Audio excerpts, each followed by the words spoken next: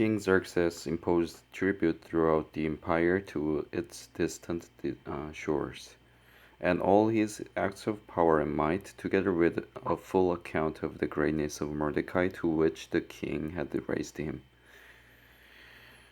are they now written in the book of the annals of the kings of Media and Persia. Mordecai the Jew was second in rank to King Xerxes, preeminent among the Jews, and held in high esteem by his many fellow Jews, because he worked for the good of his people and spoke up for the welfare of all the Jews. In the land of woods there lived a man whose name was Job. This man was blameless and upright. He feared God and shunned evil. He had 7 sons and 3 daughters, and he owned 7,000 sheep, 3,000 camels, 500 yoke of oxen, and 500 donkeys, and had a large number of servants. He was the greatest man among all the people of the East. His sons used to take turns holding feasts in their homes, and they would invite their 3 sisters to eat and drink with them. When a period of feasting had run its course, Job would send and have them purified.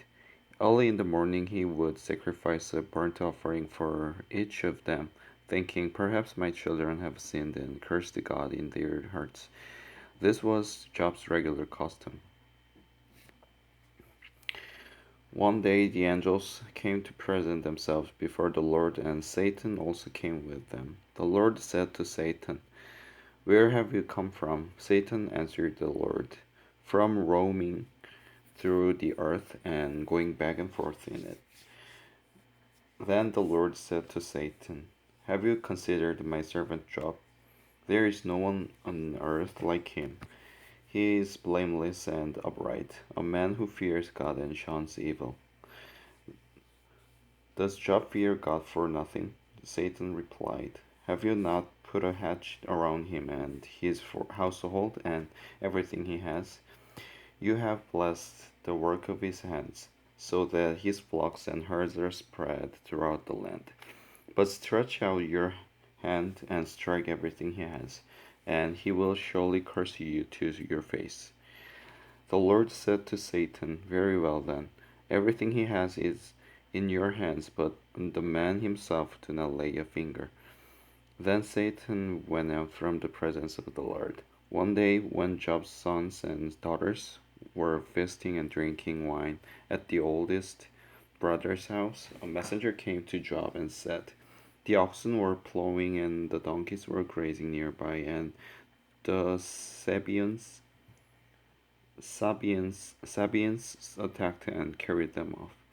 They put the servants to the sword, and I am the only one who has escaped to tell you." While he was still speaking, another messenger came and said, "The fire of God fell from the sky and burned up the sheep and the servants, and I am the only one who has escaped to tell you." While he was still speaking, another messenger came and said, "The Chaldeans formed 3 raiding parties and swept down on your camels and carried them off. They put the servants to the sword, and I'm the only one who has escaped to tell you." While he was still speaking, yet another messenger came and said, "Your sons and daughters were feasting and drinking wine at the oldest brother's house, when suddenly a mighty wind swept in from the desert and struck the 4 corners of the house. It collapsed on them, and they are dead. And I'm the only one who has escaped to tell you." At this, Job got up and tore his robe and shaved his head.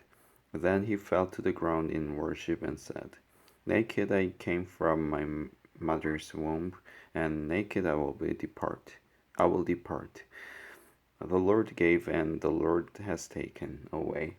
May the name of the Lord be praised." In all this, Job did not sin by charging God with wrongdoing.